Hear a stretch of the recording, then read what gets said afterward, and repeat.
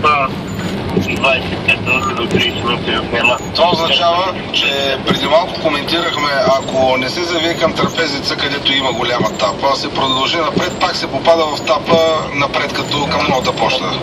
Или грация Някакъв факт. Само един час дъжд. Един час дъжд ми костваше това нещо. един час от съжален дъжд. Добре, благодаря ви за информацията, бяхте много полезен, да. Ало? Чао, всичко добро. Както разбрахте, ако се опитате да избегнете трапезица и продължите от хотел Космос напред, стигате до поредното задръстване. Такава ще бъде ситуацията в този момент. Всички главни артерии са спрени. Той няма и как да бъде още информация, че ще получа в този момент. Здравейте, каза на поредния слушател. Слушам ви.